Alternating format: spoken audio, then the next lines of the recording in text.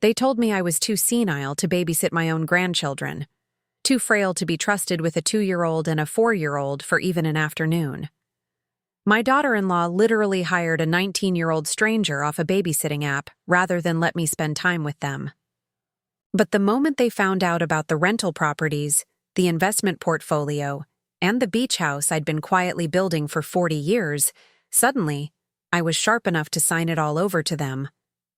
That was the day I learned that being a grandmother meant nothing to them, but being their personal bank meant everything. And that was also the day I decided to show them exactly what this supposedly senile old woman was capable of. Before we jump back in, tell us where you're tuning in from, and if this story touches you, make sure you're subscribed, because tomorrow, I've saved something extra special for you. My name is Eleanor, though my grandchildren used to call me Nana Ellie. Used to, because these days I barely see them at all. 3 months ago, I stood in my daughter Victoria's pristine white kitchen, holding my grandson Jamie's favorite dinosaur book, the one with the pop-up T-Rex he always begged me to read over and over.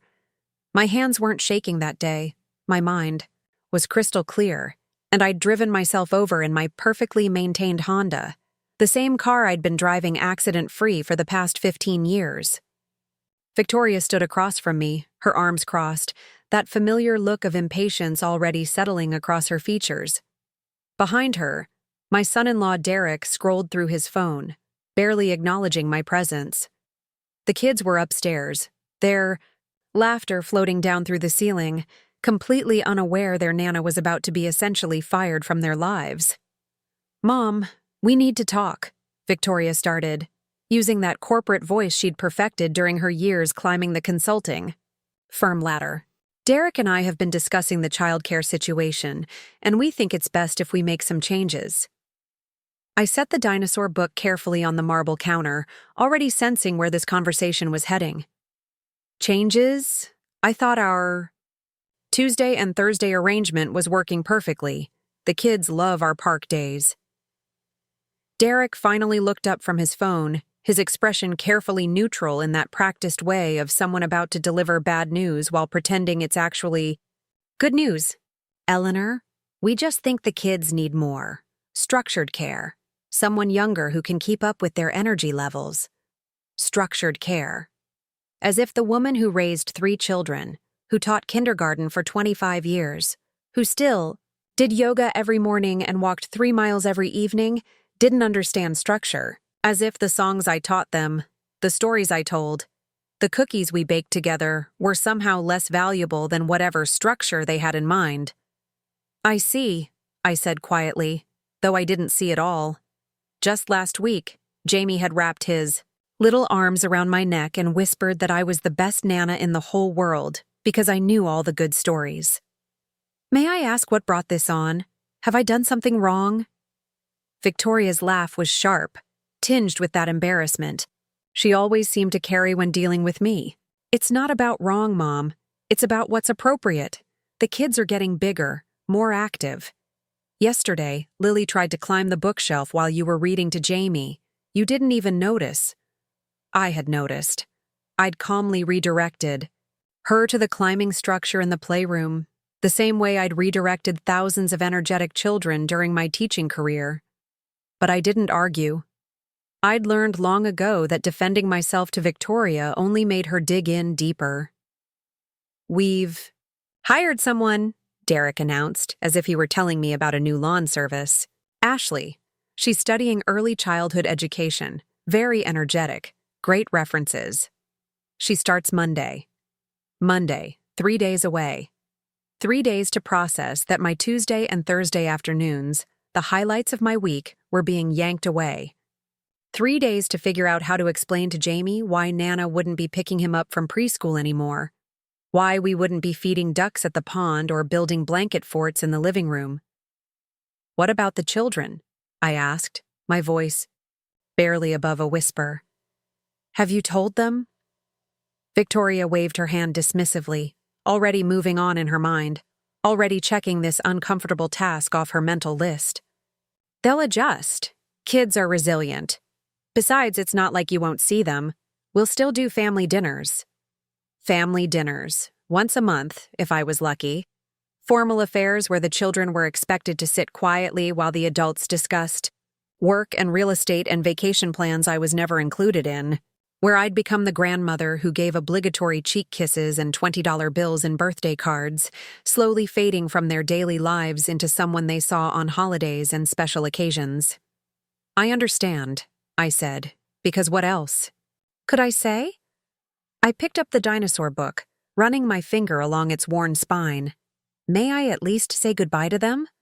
Explain that Nana won't be coming on Tuesdays and Thursdays anymore? Oh, Mom, don't be so dramatic, Victoria sighed, already gathering papers from the counter, already moving on to her next task. You make it sound like you're dying. You'll see them this Sunday at dinner. Richard and Patricia are coming too. We're going to discuss the Thanksgiving plans.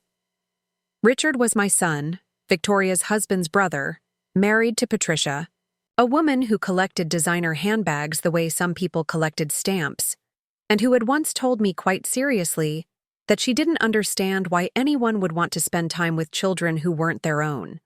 The fact that she had no children of her own made this statement particularly puzzling, but Patricia had many opinions about many things, most of which seemed designed to make others feel small.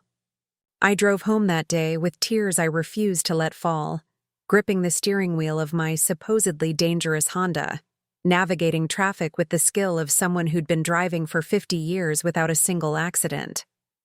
The radio played some cheerful pop song that felt like mockery, and I turned it off, preferring the silence that seemed to echo the hollow feeling in my chest.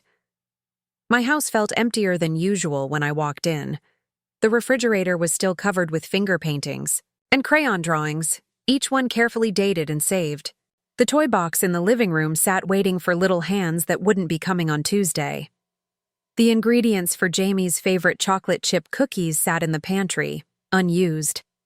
I made myself a cup of tea and sat at my kitchen table, the same table where I'd helped with homework, hosted birthday parties, and comforted my children through heartbreaks and disappointments.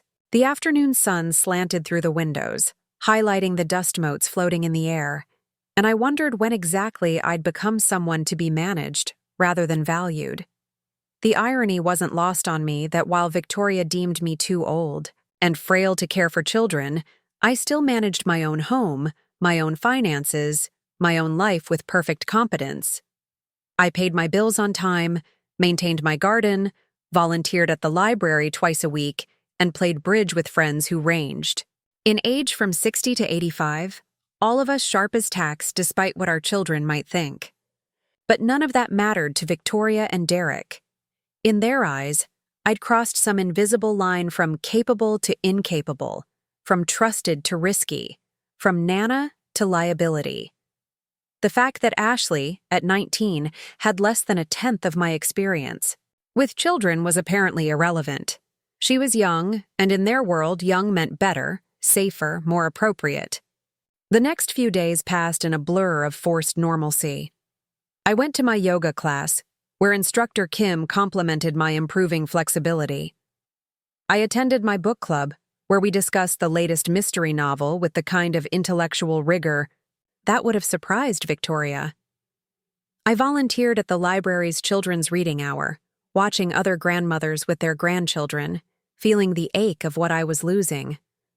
Sunday dinner arrived too quickly. I dressed carefully, choosing the navy dress Victoria had given me for Christmas, the one she'd said made me look distinguished, which I'd understood to mean appropriately old. I arrived precisely at 5, as instructed, with a fresh apple pie I'd baked that morning. The house buzzed with conversation when I entered. Richard and Patricia were already there, Patricia holding court about their recent trip to Milan, her voice carrying that particular tone of someone who expected everyone to be impressed. Derek's parents had also been invited, his mother Diane, immediately pulling me aside to show me photos from their recent cruise. 30 days through the Mediterranean, she gushed, scrolling through image after image on her phone. You really should consider something like that, Eleanor.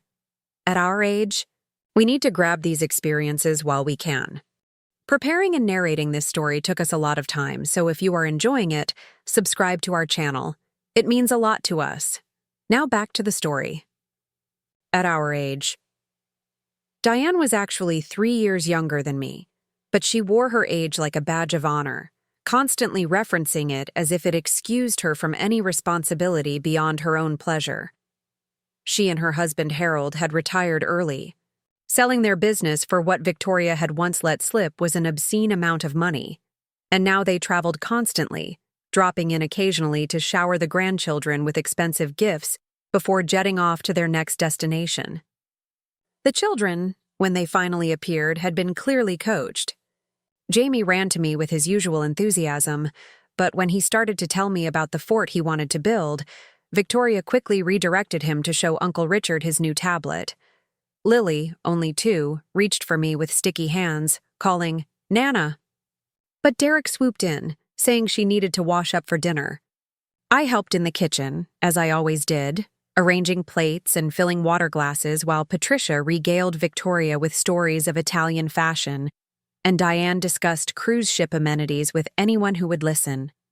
Through the serving window, I could see the men gathered around Derek's new sound system, Richard nodding appreciatively at whatever technical specifications were being explained.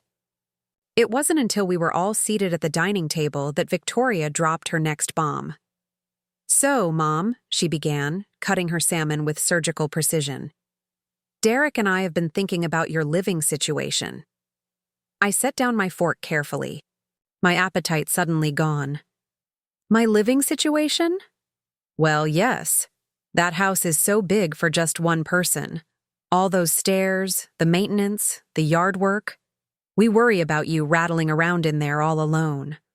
Rattling around. In the house where I'd raised my children, where every room held memories, where I knew every creak of the floorboards and every quirk of the plumbing. The house I'd maintained perfectly for 30 years, with its neat garden and freshly painted shutters and the maple tree in the front yard that I'd planted when Victoria was born. "I'm quite comfortable, thank you," I said mildly, taking a sip of water. Derek leaned forward, his expression earnest in that way he got when he was about to explain why his idea was the only logical solution. "We've been looking at some senior living communities, really nice ones with activities and medical staff on site. You'd have your own apartment, but with support available if you need it." Senior living communities. Support available. As if I were one fall away from complete helplessness, one forgotten medication from disaster. I glanced at Diane, wondering if she was getting the same speech, but she was busy showing Harold something on her phone, probably another cruise itinerary. "That's thoughtful of you," I said, keeping my voice level, "but I have no intention of leaving my home." Victoria's sigh was audible. "Mom, you have to be realistic. What happens when you can't drive anymore?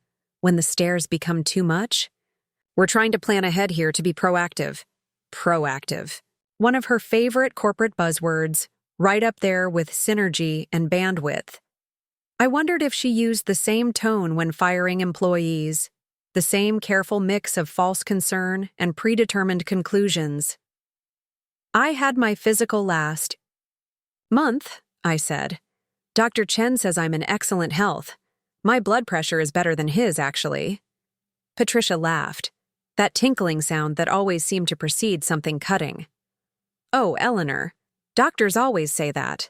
They don't want to upset their elderly patients. But really, at your age, wouldn't it be nice to not have to worry about maintenance and cleaning and all those tedious chores?" Elderly patients. At 68, I was apparently already in the category of people who needed to be handled with kid gloves and pleasant lies. Never mind that I could still touch my toes, remember all my grandchildren's birthdays without checking Facebook, and had beaten Richard at chess just last Christmas. "I enjoy taking care of my home," I said firmly. "It keeps me active." The conversation moved on, but I caught the looks exchanged between Victoria and Derek, the slight nod that suggested this was far from over. Throughout dinner, I watched my grandchildren, memorizing their faces, The way Jamie carefully separated his peas from his carrots, the way Lily sang softly to herself between bites. Ashley, the babysitter, was mentioned several times, always in glowing terms. So creative, so energetic, so good with the children. She's teaching them Mandarin, Victoria announced proudly. It's never too early to start second language acquisition. I bit back the urge to mention that I'd been teaching them Spanish through songs and games, that Jamie could already count to 20 and knew all his colors. Apparently, grandmother Spanish wasn't as impressive as babysitter Mandarin. After dinner, while the others lingered over coffee and dessert, I found myself in the playroom with the children. It was supposed to be supervised time, but Victoria was deep in conversation with Patricia about some charity gala, and Derek was showing Richard something on his laptop. For a few precious minutes, it was just me and my grandchildren. "Nana," Jamie said, climbing into my lap with his dinosaur book, "will you read this to me?" I held him close, breathing in his little boy smell of apple juice and baby shampoo, and read about T-Rex and Triceratops, doing all the voices just the way he liked. Lily toddled over with her stuffed elephant, settling against my side with a contented sigh. "Nana," Jamie said when we finished, his voice very small, "why can't you pick me up from school anymore?" My heart cracked a little. "Well, sweetheart, Mommy and Daddy think Ashley should do that now. But I like it when you pick me up. You always let me tell you about my whole day, and Ashley just looks at her phone." I smoothed his hair, choosing my words carefully. Sometimes grown-ups make decisions that are hard to understand. But I'll still see you, and I'll always love you just as much.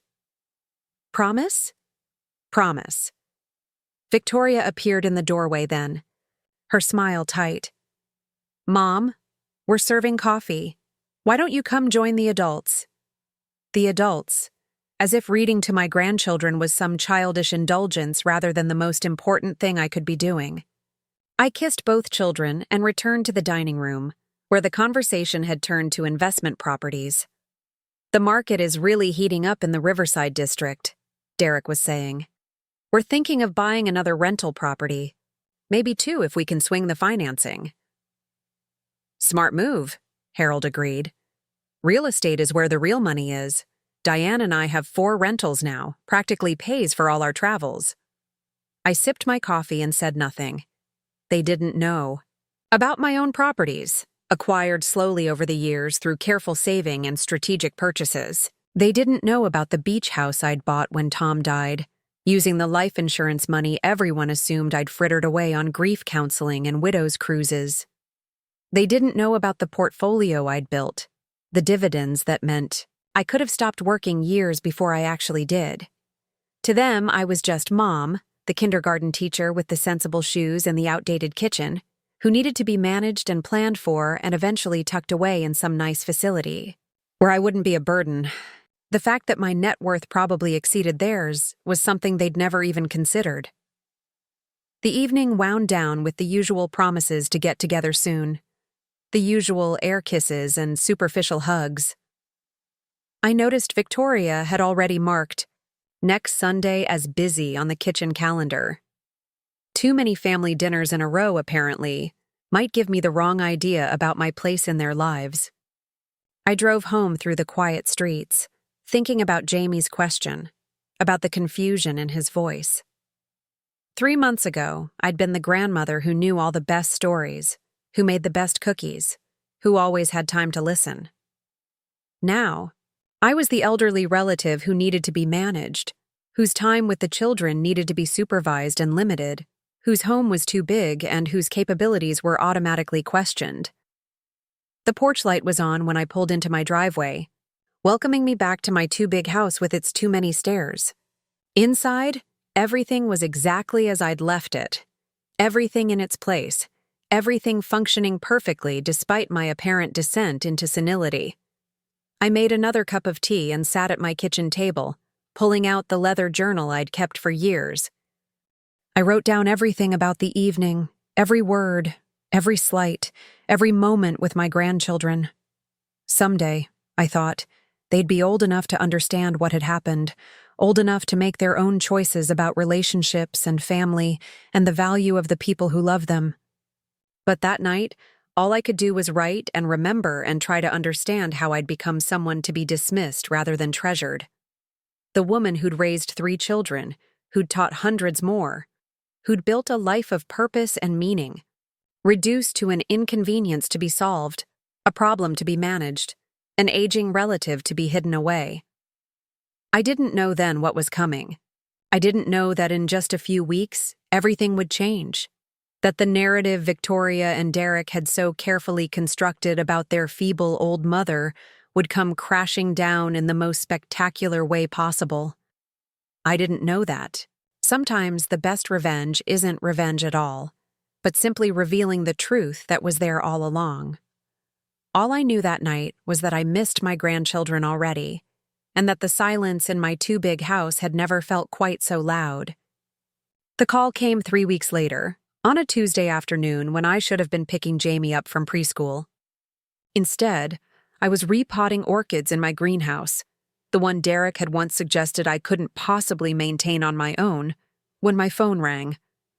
Victoria's name flashed on the screen, and for a moment, I considered not answering. Our interactions, since the babysitting termination, had been limited to brief texts and one awkward coffee meeting where she'd spent 20 minutes explaining why Ashley was working out so wonderfully. "Hi, Mom," she said, and I could hear the forced brightness in her voice, the tone she used when she wanted something. "How are you feeling today?" How was I feeling? It was an odd question from someone who rarely inquired about my emotional state. "I'm fine, Victoria. Is everything all right?" "Oh yes, everything's great. Actually, that's why I'm calling. Derek and I have some exciting news and we wanted to share it with you in person. Are you free for lunch tomorrow? Our treat." Our treat?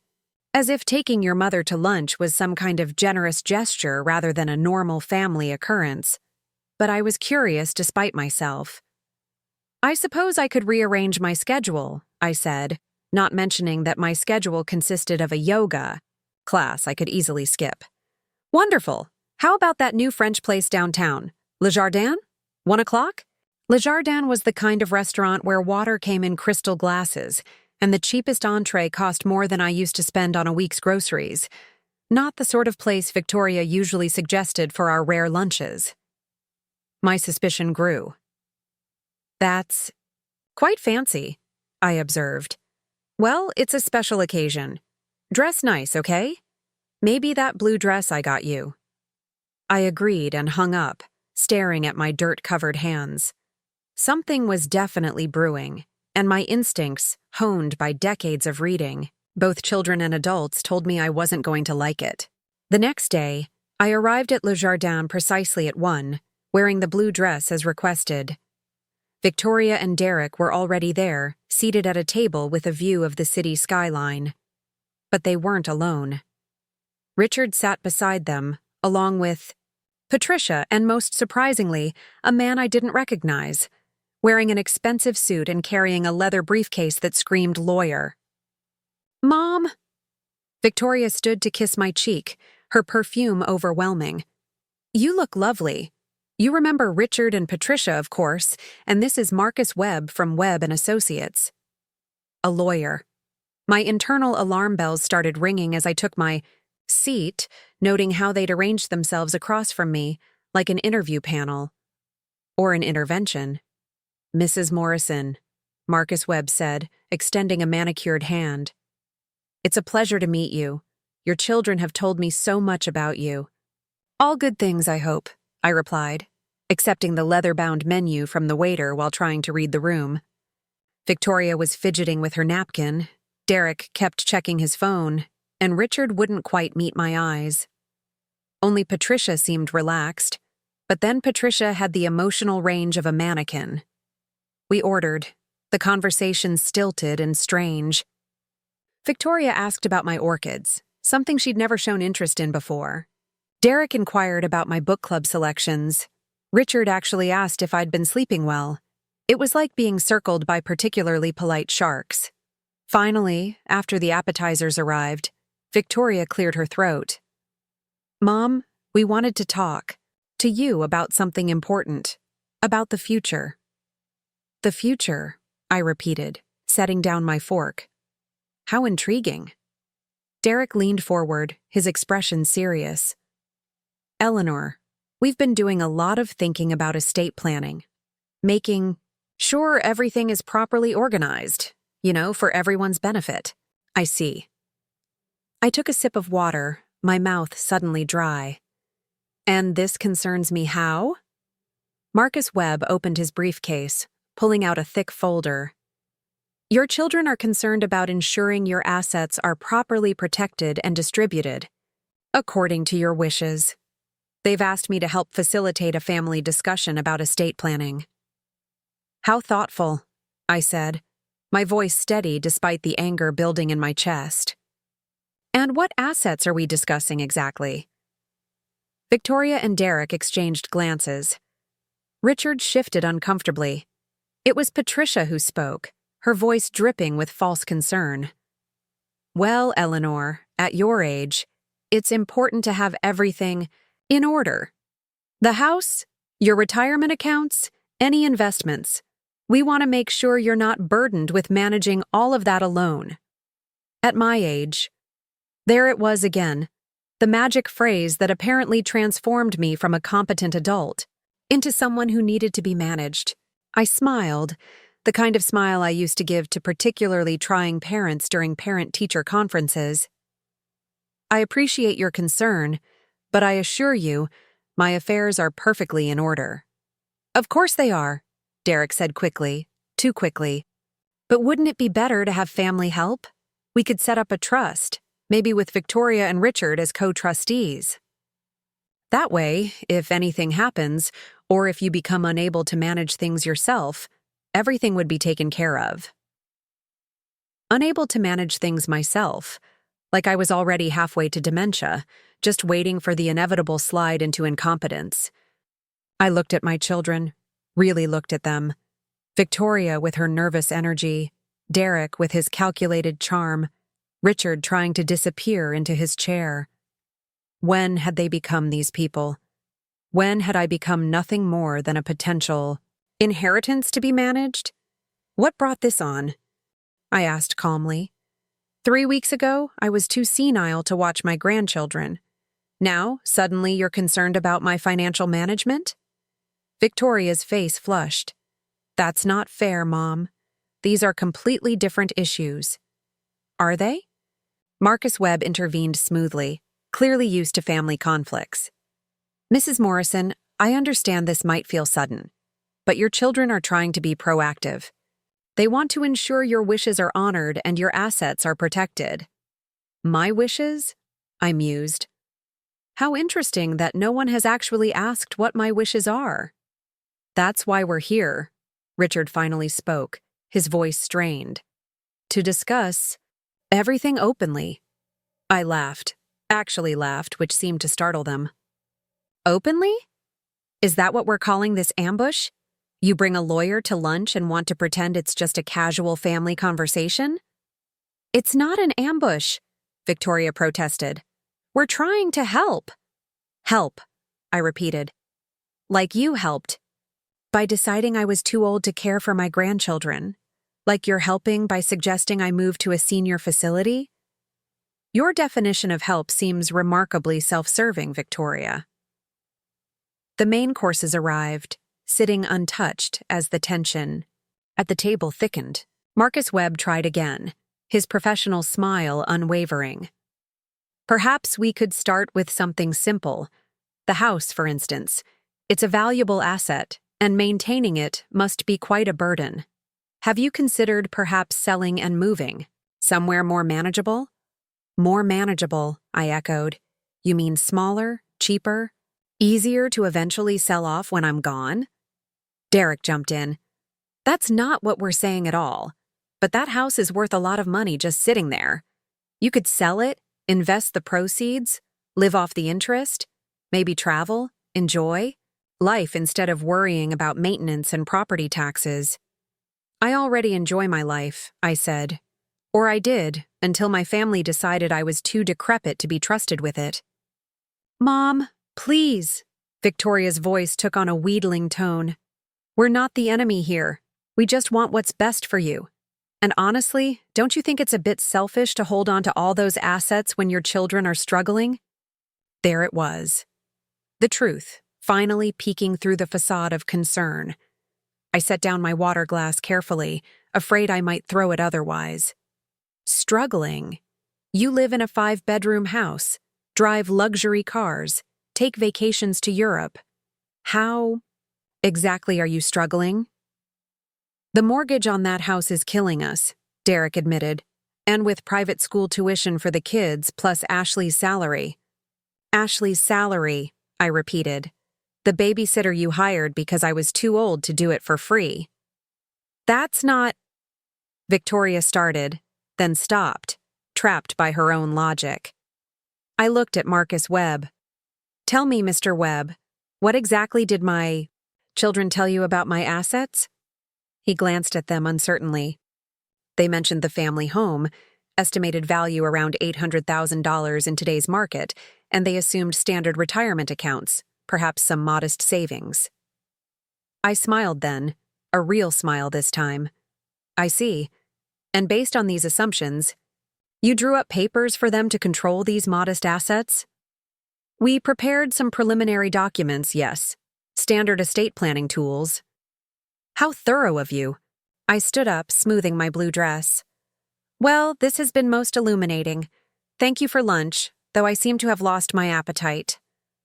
Mom, wait! Victoria stood too, grabbing my arm. You can't just leave. We need to discuss this. I looked at her hand on my arm, then at her face, searching for some trace of the little girl who used to curl up in my lap for bedtime stories. What we need, Victoria, is honesty. You don't want to help me.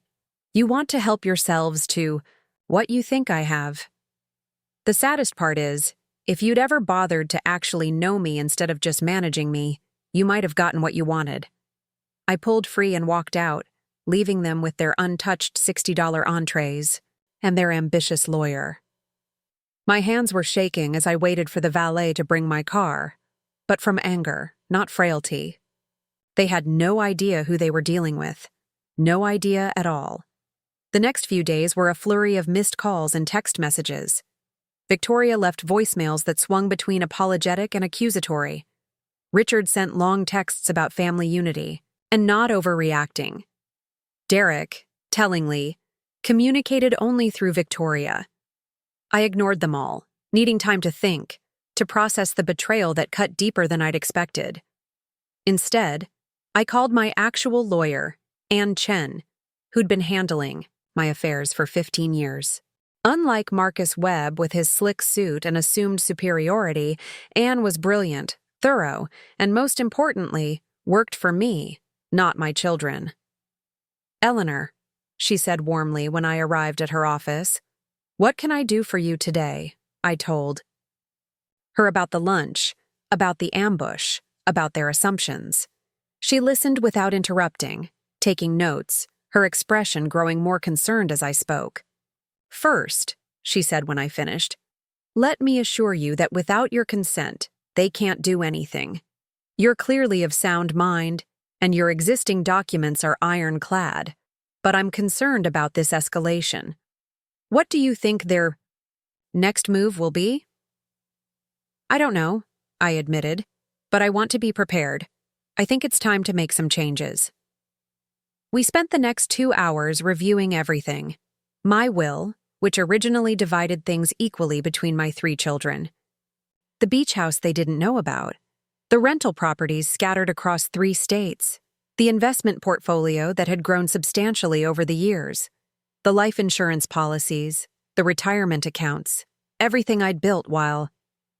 They assumed I was just a simple kindergarten teacher living pension check to pension check. What changes would you like to make?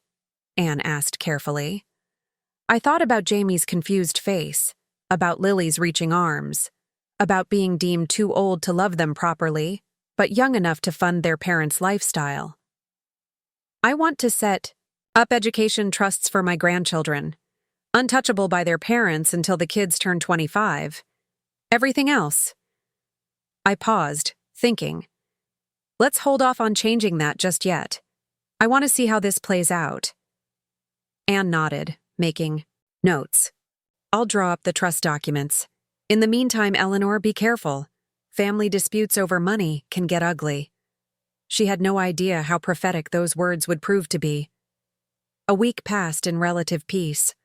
I returned to my routines, my yoga, classes, my volunteer work, my orchids. I thought perhaps my children had gotten the message, had realized they'd overplayed their hand. I should have known better. The doorbell rang on a Thursday morning. I opened it to find a woman in her 30s, professionally dressed, holding a clipboard and wearing a badge that read, Adult Protective Services. Mrs. Eleanor Morrison? She asked, her voice carefully neutral. Yes? I'm Sarah Coleman from APS. We've received a concerning report about your welfare, and I need to ask you a few questions. May I come in? My blood ran cold, but I kept my composure. Of course.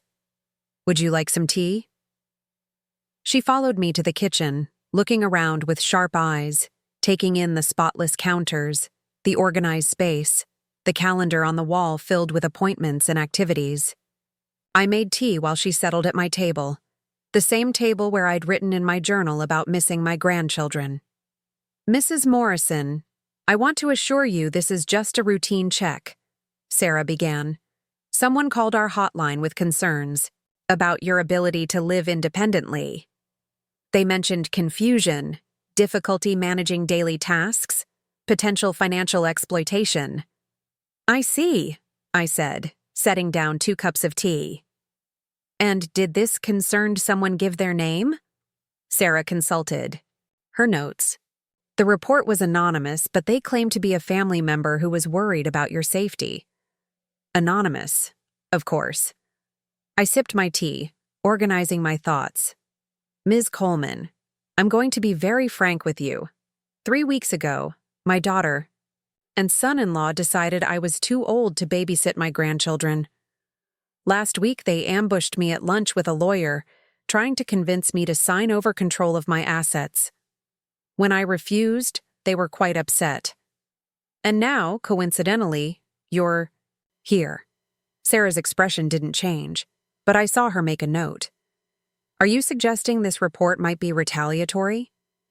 I'm suggesting the timing is interesting. I stood up. Would you like a tour? You can see for yourself whether I'm capable of independent living. We spent the next hour going through my home. I showed her my organized medication, just vitamins, and eye drops. My spotless bathroom with its safety bars I'd installed myself, my well-stocked kitchen, my thriving greenhouse. I pulled out my recent bank statements, showing regular deposits and reasonable expenses. I even did a few yoga poses, which made her smile. Mrs. Morrison, she said finally, closing her notebook, I've seen enough. You're clearly capable of managing your affairs. Your home is safe and well-maintained, and you appear to be in excellent health. I'll be closing this case as unfounded. What happens now? I asked. I'll file my report. If there are additional calls, especially if they seem harassment-based, we can look into filing charges for false reporting. She paused at the door. Can I give you some advice? Document everything. Keep records of any interactions with whoever you suspect made this report. These situations can escalate. After she left, I sat in my too-quiet house, anger burning in my chest. They'd tried to have me declared incompetent. My own children had tried to weaponize the system against me, all for money they assumed I had. The gloves were officially off. I called Ann Chen. How quickly can you draw up those trust documents? I can have them ready by tomorrow. Why? What's happened? I told her about the APS visit. There was a long silence on the other end of the line. Eleanor, she said finally, I think it's time we had a more serious conversation about protecting yourself. Can you come by this afternoon? That afternoon, in Anne's office, we developed a plan. The trusts for the grandchildren were just the beginning. We set up a revocable living trust for all my assets, with Anne's firm as the successor trustee should anything happen. To me, we updated my medical directives, my power of attorney, everything to ensure that my children couldn't swoop in and take control even if I did become incapacitated. "There's one more thing," Anne said as we finished. "Given what's happened, you might want to consider going on offense rather than just playing defense." "What do you mean?" "You mentioned they're struggling financially despite their lifestyle. It might be worth knowing exactly what their situation is. Information is power, Eleanor." She was right. Over the next few days, I did something I never thought I'd do. I investigated my own children. What I found was illuminating. Victoria and Derek were drowning in debt. The big house was mortgaged to the hilt. They had maxed out credit cards, and Derek's business wasn't doing nearly as well as they pretended. Richard and Patricia weren't much better off, living a lifestyle funded entirely by credit and Patricia's family money, which was apparently running out. No wonder they'd suddenly become so interested in my financial health. They needed money, and they'd assumed their doddering old mother would be an easy mark. The assumption stung more than the betrayal. The next family dinner invitation came, with perfect predictability. "Sunday at 5, Victoria texted, as if nothing had happened. As if they hadn't tried to have me declared incompetent. As if this was all normal family behavior. I almost didn't go. But I wanted to see my grandchildren, and some part of me was curious to see how they'd play this next round. So I arrived at 5, carrying a chocolate cake I'd baked and wearing my armor of calm composure. The atmosphere was different this time. Forced cheer replaced the usual casual indifference. Victoria hugged me like we were in a commercial for family harmony. Derek actually pulled out my chair. Even Richard made eye contact. "Mom, you look wonderful," Victoria gushed. "Doesn't she look wonderful, everyone?" A chorus of agreement rose around the table. I felt like I was in a play where everyone knew their lines except me. Well, 2 could play that game. "Thank you, dear. I feel wonderful. My yoga instructor says I have the flexibility of someone half my age." That shut down any immediate attempts to question my physical capability. Score 1 for the supposedly feeble old lady. Dinner progressed with stilted conversation about safe topics. The weather, the kids' school activities, Derek's golf game. No one mentioned lawyers or estates or assisted living facilities. It was almost worse than in confrontation, this careful dancing around the elephant in the room. Finally, over dessert, Victoria made her move. "Mom, I wanted to apologize about lunch last week. We handled that badly." I cut myself a piece of cake, taking my time. "Which part? The ambush? The lawyer? Or calling APS on me?" The table went silent. Victoria's face flushed. "We didn't. I mean, that wasn't—" "Please," I said calmly. "Let's not add lies to the list. A woman from Adult Protective Services came to my house. She had to investigate whether I was competent to live alone. The report came from a concerned family member. Who else would that be?" "Maybe someone from your yoga class noticed something," Patricia suggested weakly. I laughed. Yes, I'm sure my yoga instructor was so concerned about my warrior pose that she called the authorities. "Mom," Richard finally spoke. "We were worried. You walked out of lunch so upset we thought maybe." "Maybe what? That I'd suddenly become incompetent because I wouldn't sign over my assets to you?" Derek set down his fork. "Eleanor, let's be honest here. You're not getting younger. Wouldn't it be better to have help managing things? We're not trying to take anything from you. We're trying to help you protect what you have. By trying to have me declared incompetent." "That's not what that was," Victoria protested. "We just wanted someone objective to evaluate the situation." "Objective," I repeated.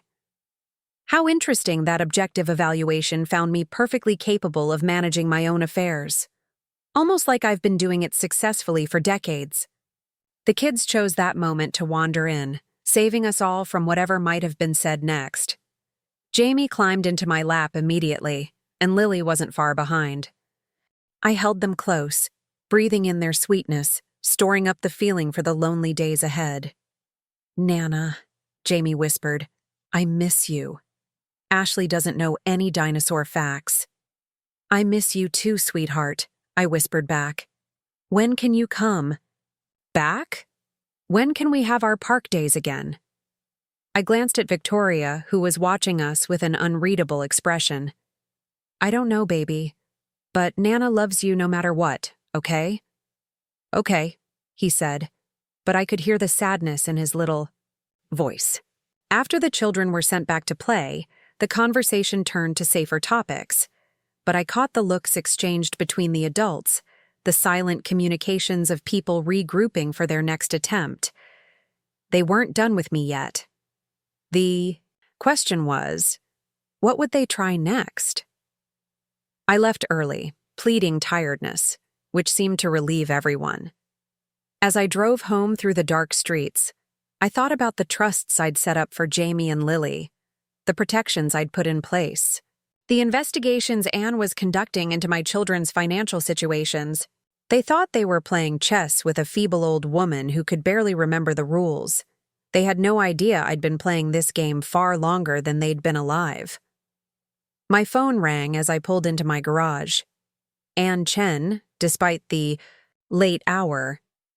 "Eleanor, I found something interesting. Can you come by first thing tomorrow?" "Of course. Good interesting or bad interesting?" "Let's just say your instincts about your children's financial situation were correct. But there's more. I think you need to see this in person." I agreed and hung up, walking into my empty house with its too many stairs and too much maintenance.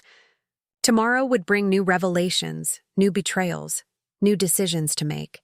But tonight, I poured myself a glass of wine, sat in my favorite chair, and looked through photo albums from when my children were young, when they still loved me for who I was, not what I might leave behind. Somewhere in those old photos was the answer to how we'd gotten here. Somewhere between the birthday parties and the Christmas mornings and the bedtime stories, my children had learned to see me as a resource rather than a person. The saddest part was, I'd have given them everything if they'd just asked with love instead of demanding with greed. But that ship had sailed the moment they decided I was too old to be trusted with their children, but young enough to be fleeced, for their benefit. Now all that remained was to see how far they'd go, and how much I'd have to protect myself from the very people I'd spent my life protecting. The wine was good, a bottle I'd been saving for a special occasion. This seemed as special as any, sitting alone in my too big house, planning my defense against my own family. I raised my glass to the empty room, to the grandchildren I couldn't see, to the children who saw dollar signs where their mother used to be. "Here's to being too old," I said to the silence, "and to showing them just how young I really am." Tomorrow would come with its lawyers and revelations and whatever new scheme my children had concocted. But tonight, I sat with my memories and my wine and my determination to protect not just my assets, but my dignity. They'd already taken my grandchildren, my place in the family, my trust in their love. They wouldn't take anything else, not without a fight they'd never see coming from their supposedly senile old mother. Anne Chen's office at 8 in the morning felt like a war room. She had documents spread across her conference table, financial, records, property deeds, and what looked like surveillance photos. I set down my coffee, studying her face. In 15 years of working together, I'd never seen her look quite so serious. "Eleanor, what I'm about to show you might be difficult to hear," she began, gesturing for me to sit. "But you need to know the full scope of what your children have been planning." She slid a folder across the table. Inside were bank statements, not mine, but Victoria and Derek's. The numbers made my stomach turn. They weren't just in debt, they were drowning. 3 mortgages on their house, credit cards maxed out at over $200,000, personal loans from various sources including I noticed with shock a $50,000 loan from Derek's mother, Diane. "How did you get these?" I asked, though I wasn't sure I wanted to know. Let's just say Derek's business partner was very forthcoming when approached by my investigator. He's worried about his own investment and was happy to share his concerns. Anne pulled out another document. But this is what really concerns me. It was an email thread between Victoria and someone named Martin Caldwell. The subject line read, Competency Evaluation Timeline. I read through the messages, my hands beginning to shake. They weren't just planning to control my assets. They were building a case for full conservatorship, complete with a doctor they'd found who was apparently willing to provide the necessary diagnosis for the right price. "They're doctor shopping," Anne said grimly, "looking for someone who will declare you mentally incompetent based on their testimony rather than actual evaluation. This Martin Caldwell has done it before, apparently. There's a whole network of adult children who use him to gain control of their parents' estates." I set down the papers, my mind racing. How long have they been planning this? From what we can tell, since about 2 weeks after you were deemed too old to babysit. The timing suggests that was a test, Eleanor. They wanted to see if you'd accept being pushed aside. When you did, they moved to phase 2. And when I refused to hand over my assets at lunch, they accelerated their timeline. Anne pulled out her laptop. Which brings me to the most disturbing discovery. They've been in your house. My blood ran cold. What? She turned the laptop toward me. It showed a grainy video, clearly from a hidden camera. I recognized my living room, and there was Victoria, going through papers in my desk. Where did this come from? You mentioned your neighbor Bill has security cameras. After you told me about the APS visit, I reached out to him. He was happy to share the footage. Look at the timestamp. It was from last Tuesday when I was at my volunteer shift at the library. Victoria had used her spare key, the one I'd given her years ago for emergencies, to search my house. There's more, Anne said, clicking to another video. This one showed Derek in my home office, photographing documents with his phone. They've been building their case, looking for anything they can use to suggest you're not competent. Financial records, medical information, anything. I felt sick. The violation of privacy was bad enough, but the calculated nature of it, the planning, the premeditation, these weren't my children anymore. They were predators, and I was their prey. What do I do? I asked, my voice smaller than I'd heard it in years. Anne's expression hardened. We fight back. But first, we need to know exactly what we're dealing with. I think it's time you told them about the beach house. Tell. Them? Why would I do that? Because right now, they think your house is your only major asset. They're planning based on incomplete information. If we reveal there's more at stake, they might overplay their hand, get sloppy, make mistakes we can use. It was a risk, but I trusted Anne. She'd never steered me wrong before. How do we do it? Leave that to me. In the meantime, I need you to change your locks immediately, all of them.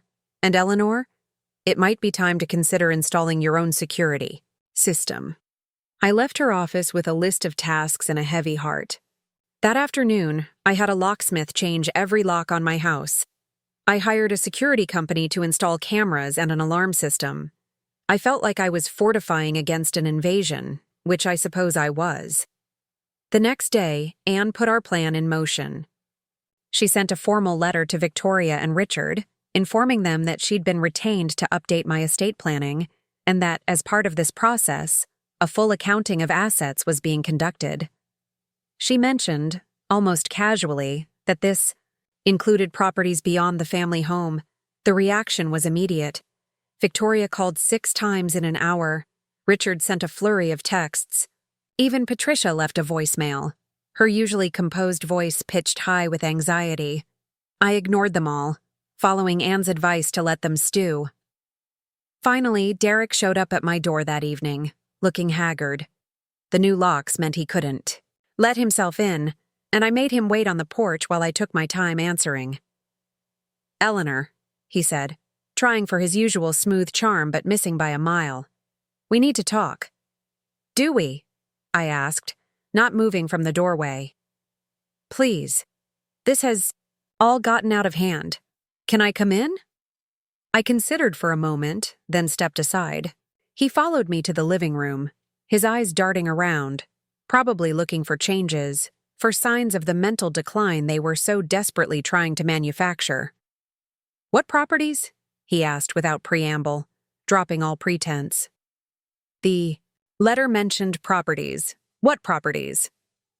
I settled into my chair, taking my time. "I'm not sure that's any of your business, Derek." His facade cracked completely. "Not our business? We're your family. We have a right to know what you're planning, what you have. For God's sake, Eleanor, we're drowning here." Finally, honesty. "I'm aware of your financial situation," I said calmly. "The 3 mortgages, the credit card debt, the loan from your mother.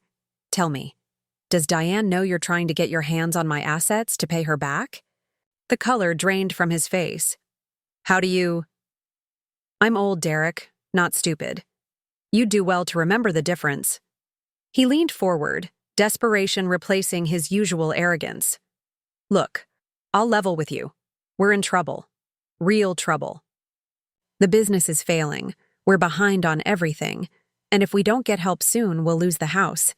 The kids will have to change schools. Victoria's already talking about bankruptcy." "And you thought I'd be your personal bailout fund?" "You're sitting on a gold mine with that house," he exploded. $800,000, maybe more? And for what? So you can rattle around alone in 4 bedrooms? That's enough to save us and still leave you plenty to live on." "In the senior facility you had picked out for me?" He had the grace to look ashamed, but only for a moment. "That was Victoria's idea. I just thought, if you sold the house, you could help us and still have enough for a nice condo somewhere." "And the beach house?" I asked quietly. "What were your plans for that?" His eyes widened. "Beach house? What beach house?" "The one in Montauk. 3 bedrooms, ocean views, worth about $2 million in today's market." I thought he might faint. He actually gripped the arm of the sofa for support. $2 million? Give or take. Then there are the rental properties. 6 units total, all fully occupied. They generate about $15,000 a month in income. Now he did sit down heavily, his mouth opening and closing like a fish. "How? When? Your salary was never—" "No, my salary as a kindergarten teacher wasn't much. But I invested wisely. I bought carefully. I lived below my means while you and Victoria lived above yours. Every dollar you spent on luxury cars and private schools and European vacations, I put into building real wealth." "Eleanor," his voice was hoarse. "Please, we're desperate. The kids. Think about Jamie and Lily. I do think about them every day, especially since I'm no longer allowed to see them." I stood up.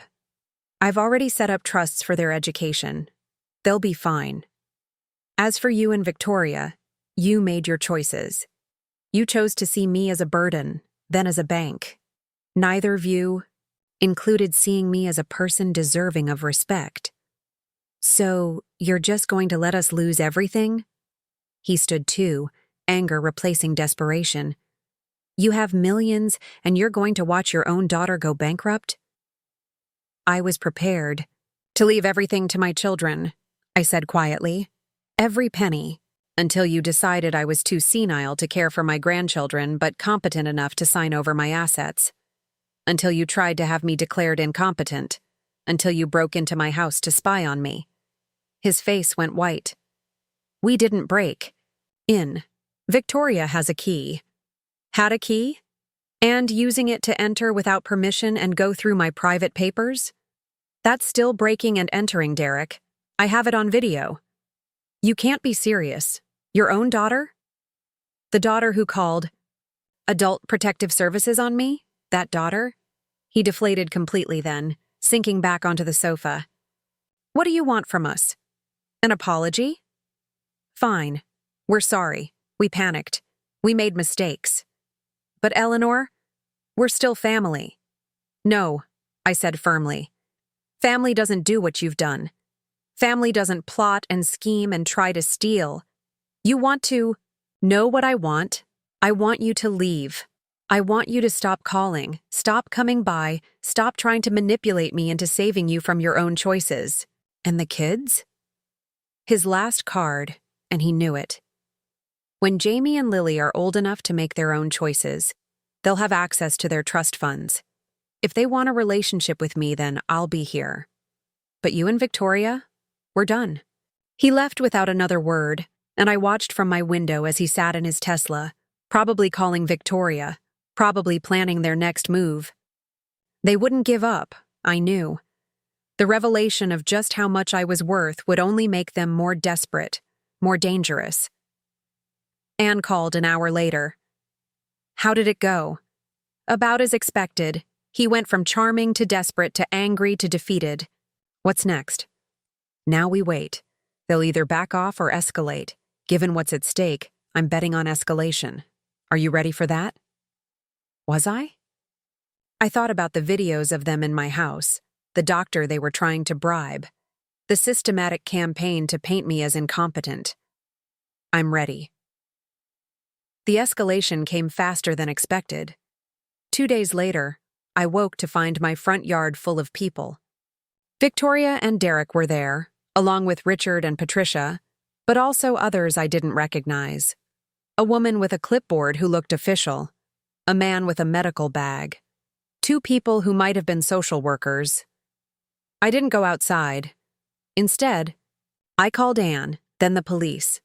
By the time I was dressed, 2 patrol cars had arrived, and the scene on my lawn had turned into chaos. I watched from my window as Victoria argued with the officers, waving papers, her voice carrying across the yard. She's my mother. We have every right to check on her welfare. We have a doctor here who needs to evaluate her. The officers' response was measured but firm. Without a court order, they had no right to force entry or evaluation.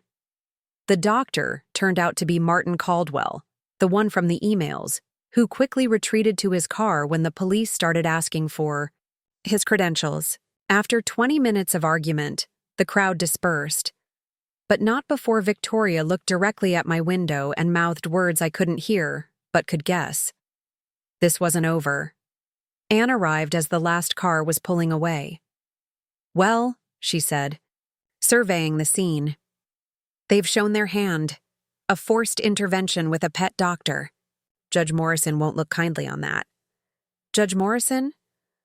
I filed for a restraining order this morning. Given the break-ins, the false APS report, and now this attempted forced entry, we have more than enough grounds. But Eleanor, I need to prepare you for something. This is going to get public. Ugly. Are you prepared for that? I thought about Jamie and Lily, about what they might hear, might think. But then I remembered Victoria telling them Nana was too old to take care of them, Derek suggesting I should work until I was 80, the casual cruelty with which they'd dismissed me. I'm prepared. The restraining order was granted that afternoon. Victoria, Derek, Richard, and Patricia were barred from coming within 500 feet of me or my property. The judge, reviewing the evidence Anne presented, also ordered them to return my spare keys and cease all attempts to contact me except through legal channels. The local news picked up the story. Elderly woman forced to get restraining order against own children, made for sensational headlines. My phone rang constantly with reporters wanting comments, neighbors offering support, distant relatives suddenly concerned about my welfare. Through it all, I maintained my silence, my dignity.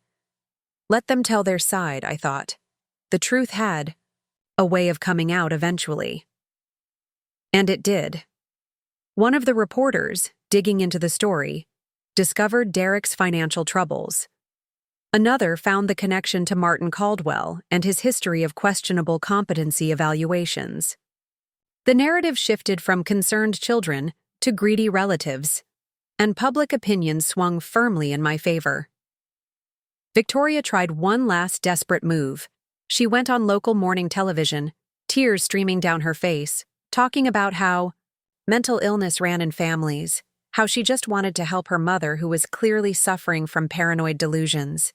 She even held up a photo of us from happier times, when Jamie was a baby, all of us smiling at his christening. It might have worked. Except the interview was live, and halfway through the host received a message. "Mrs. Patterson," he said carefully, "we've just learned that your mother's attorney has released a statement. Would you like to respond?" Victoria's face went pale. "What statement?" The host read from his tablet. "Eleanor Morrison, through her attorney Ann Chen, states that she is in excellent mental and physical health, as confirmed by 3 independent physicians.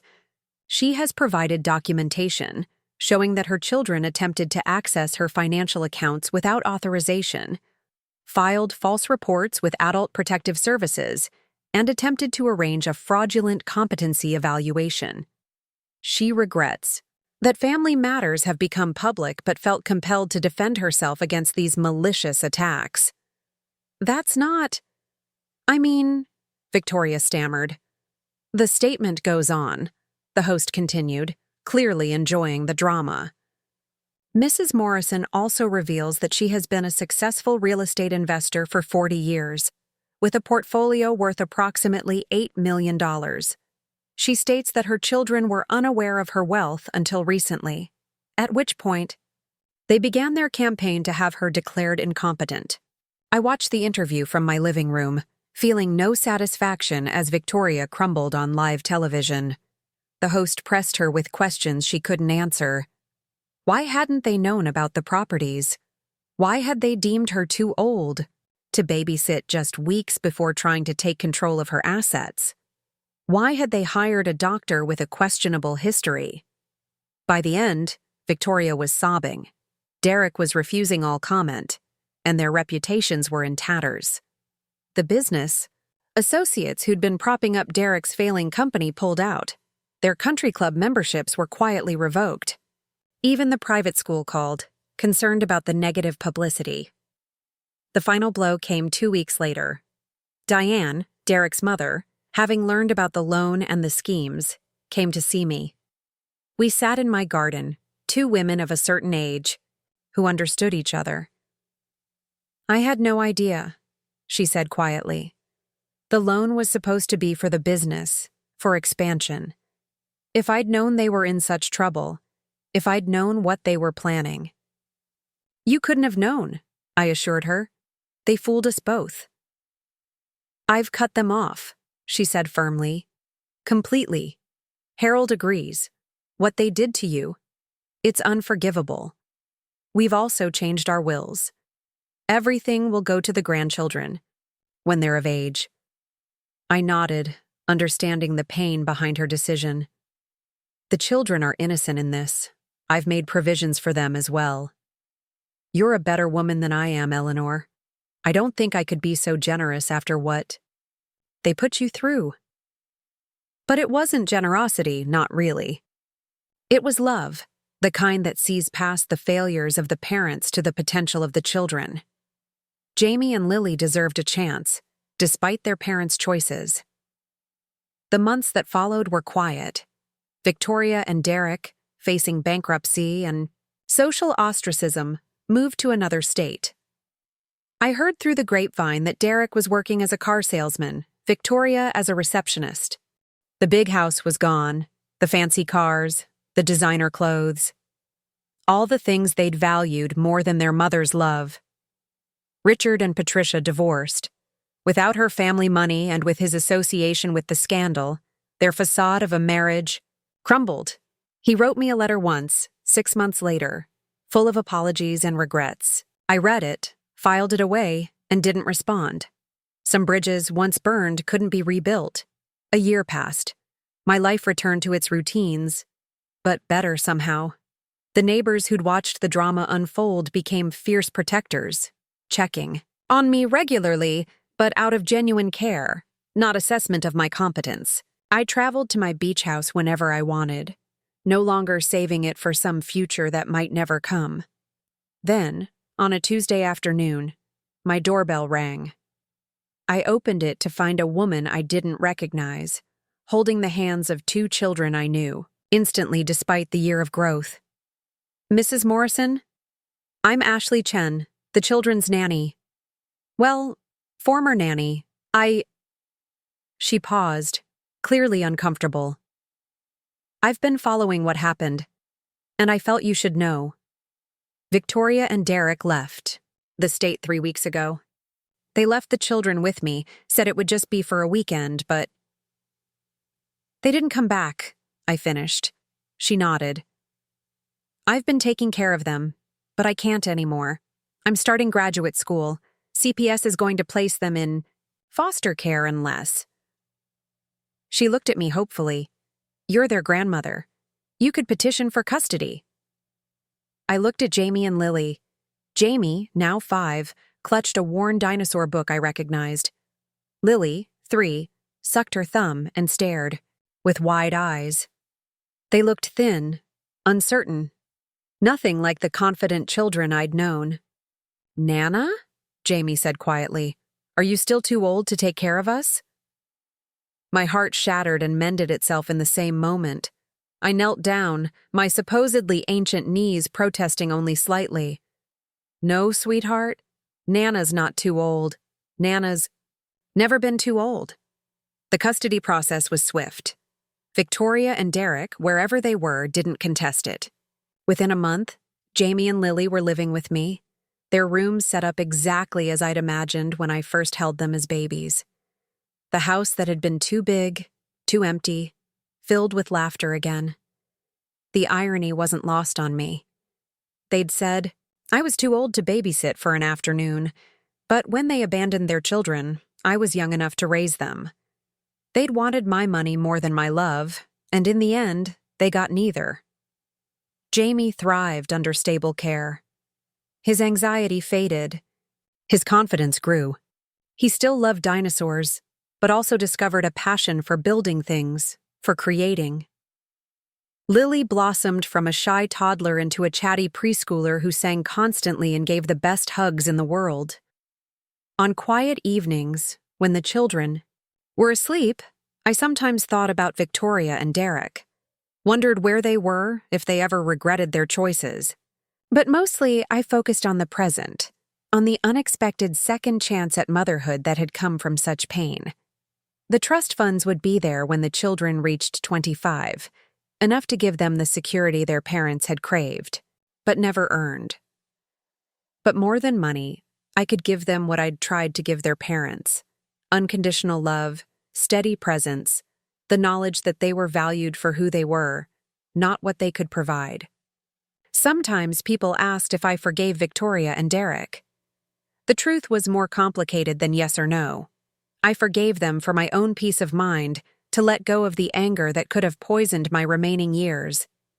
But forgiveness didn't mean forgetting, didn't mean allowing them back into our lives to cause more damage.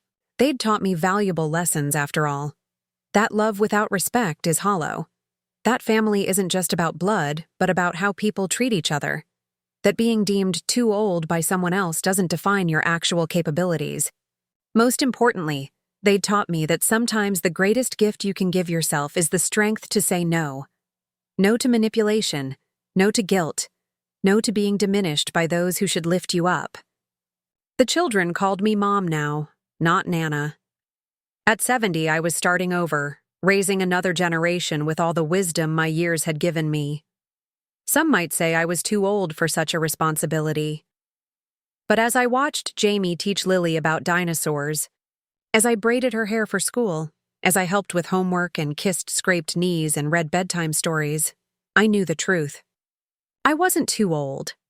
I was exactly the right age, with exactly the right experience, to give these children what they needed: love, stability, and the absolute certainty that they would never be abandoned again. The woman who'd been too old to babysit had become young enough to mother again. And despite everything that had led to this moment, I was grateful. Not for the pain or the betrayal, but for the unexpected joy that had risen from its ashes. In the end, Victoria and Derek had been right about one thing. Family matters were about more than blood. They were about choice, commitment, and the courage to protect what truly matters. They'd chosen greed over love, manipulation over respect. I'd chosen differently, and that had made all the difference. The children were my legacy now, not the properties or the portfolios. They were the ones who would carry forward the lessons of kindness, resilience, and the true meaning of family wealth that has nothing to do with money and everything to do with love.